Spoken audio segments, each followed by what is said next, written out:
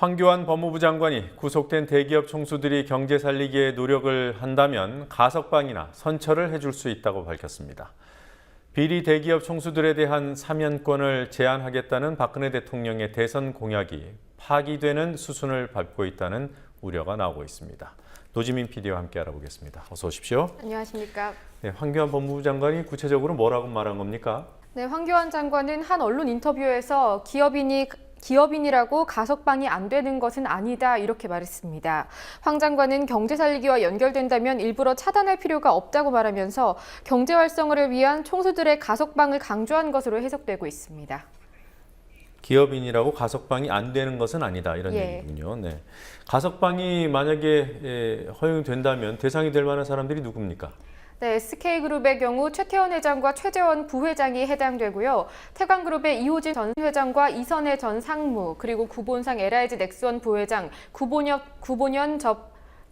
전 LIG 건설 부사장 등이 있습니다. 또한 아직까지 재판이 계류 중인 이재현 CJ그룹 회장과 조성래 효성그룹 회장 등 대다수의 기업 총수들이 선처를 받을 가능성도 열리게 됩니다. 네. 박근혜 대통령이 대선 때 이런 비리 총수, 기업 총수들 뭐 선처 이런 거 없다 이런 얘기 하지 않았어요? 네, 박 대통령의 대선 공약집에도 대기업 지배주주 경영자의 중대 범죄에 대해서는 사면권 행사를 엄격히 제한하겠다고 명시돼 있습니다. 지난해 7월엔 법무부 역시 사회적 물의를 일으킨 사회 지도층과 고위공직자들은 가석방하지 않겠다면서 박연차 전 태광실업 회장의 가석방을 불허했는데요. 서민 증세 논란이 불거지고 있는 가운데 경제 활성화를 내세워 총수들의 가석방 금지 원칙을 뒤집을 경우 비판 여론은 더 커질 것으로 보입니다. 네. 박기태 전 국회의장 성추행 피해자랑 합의를 했더군요. 네, 박 전 의장으로부터의 성추행 피해를 호소해온 여성이 강원지방경찰청에 합의서를 제출한 것으로 오늘 확인됐습니다. 하지만 경찰 측은 성범죄법의 경우 친고죄가 폐지됐기 때문에 박 전 의장의 성추행 혐의에 관한 수사는 이어갈 것이라고 밝혔습니다. 지난 16일 1차 출석 요구서를 보낸 경찰은 출석 시한인 내일 모레까지 박 전 의장이 출석하지 않을 경우 2차 출석 요구서를 발송할 계획입니다. 네. 그리고 뭐 지금 대통령의 이 기업 총수 봐주기 안 하겠다 이런 공약도 파기될 우려가 나오고 있는데요. 경기도 측이 남경필 경기도지사의 선거 때 공약을 철회할 수 있다 이런 입장을 밝혔더군요. 네, 경기도 측은 남 지사가 도지사 선거 당시 약속한 120개 공약을 검토한 결과 2개 공약을 수정해서 보완한 한편 18개 사업은 아예 제외할 가능성이 크다고 밝혔습니다.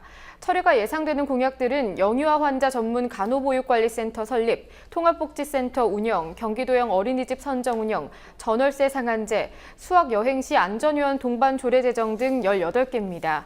무리한 공약 강행을 막는 것은 분명히 필요한데요. 하지만 애초에 현실성보다는 선심성을 고려한 것 아니냐는 비판이 제기되고 있습니다. 공약의 최종 철회 여부는 오는 28일부터 세 차례의 주민 배심원단 회의를 통해서 결정됩니다. 네. 자, 그리고 성균관대가 세월호 유가족들의 이른바 캠퍼스 간담회를 불허했다는 소식이 있습니다. 네, 세월호 참사 국민대책회의는 이번 한 주간 몇몇 대학 캠퍼스를 순회하면서 세월호 유가족 대학생 간담회를 진행하고 있습니다. 성균관대 학생 일부가 간담회를 위해 서울 캠퍼스와 수원 캠퍼스에 각각 강의실 사용을 신청했지만 학교 측은 정치적이라는 이유로 받아들이지 않았습니다. 학교의 불허 결정에 대해서 성균관대 간담회 기획단 20여 명은 기자회견을 열고 학생이 교육의 공간 안에서 지식과 경험을 나누는 일이 왜 교육이 될 수 없는지 의문이라고 지적했습니다.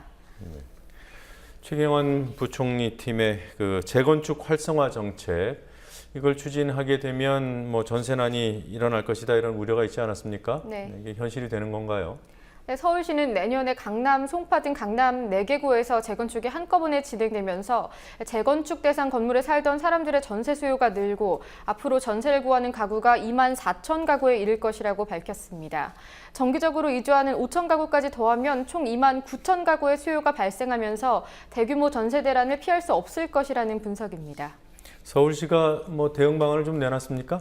네, 서울시는 오늘 재건축 추진 현황과 주택 수급 상황을 모니터링해 수요를 분산할 수 있도록 노력하겠다는 계획을 발표했습니다. 또 최대한 빠른 시일 내에 공공임대주택 9,000호를 공급하는 한편 다가구 매입임대와 전세임대 등 신규 임대 물량을 추가로 확보하겠다고 밝혔는데요. 과연 서울시의 이 대응책이 전세 대란을 현재 방어할 수 있을지는 더 지켜봐야 할 것 같습니다. 네. 자, 친일 역사관 논란을 빚고 있는 이인호 KBS 이사장. 또 이 무슨 발언입니까? 친일파 청사는 소련이 내린 지령이다. 이런 얘기를 했더군요. 네, 이인호 이사장이 어제 전경련 주최 역사 강연에 참여해서 친일파 청사는 소련이 내린 지령이었다는 극단적인 발언을 했습니다. 이 이사장은 이 자리에서 일본의 한국 지배는 러시아를 견제했던 서구 열강들의 합치된 의견이라며 일제 침략을 옹호하기까지 했는데요. 민주연합 최민희 의원은 이러한 발언들을 공개하면서 이 이사장을 향해 자신의 역사관을 마음껏 드러내고 싶다면 이사장에서 물러나 학자로 돌아가라고 지적했습니다. 네, 이 발언은 어떻게 동영상으로 공개된 겁니까? 최민희 의원이 서면 보도자료를 통해서 공개했습니다. 네, 뭐 확실히 이런 얘기를 했는지는 좀 확인을 해봐야 되겠습니다. 어제 월성 핵발전소 인근에서 지진이 발생했다는 소식 전해드렸죠. 근데 원래 그곳이 지진이 좀 자주 일어나는 곳이에요? 네, 민주연합 유승희 의원이 기상청의 지진 계측 기록을 분석했는데요. 그 결과 기상청의 지진 계측이 시작된 이후 경주 방패장 반경 30km 내에서 총 38번의 지진이 발생했고 최근 들어 그 빈도가 더 늘고 있는 것으로 확인됐습니다. 방패장 인근의 지진 발생 횟수는 1980년대 3회에서 1990년대 9회, 2001년부터 10년간은 12회로 늘었고요. 최근 4년 동안에만 14차례의 지진이 발생했습니다. 한편 방패장 건설이 결정되기 불과 8년 전엔 경주 방패장 18km 거리에서 진도 4.2 규모의 지진이 발생했던 것도 확인됐습니다. 환경운동연합은 오늘 성명을 통해 규모가 작은 지진이 계속 일어난다는 건 대형 지진을 예고하는 것이라며 원전 지역을 가로지르는 단층에서 지진이 발생할 경우 내진 설계를 아무리 강화해봤자 소용없다고 경고했습니다. 네. 네, 이런 점도 원전 안전성에 대한 불안을 가중시킵니다만 한수원 직원들이 이게 지금 원전 시설은 1급 뭐라고 할까요? 보안 시설 아니겠습니까? 네.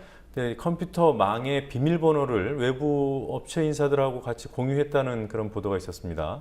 네, 뉴스타파가 한수원의 일부 직원들이 용역업체 직원들과 내부 컴퓨터망의 접속 계정을 공유해왔다고 밝혔습니다.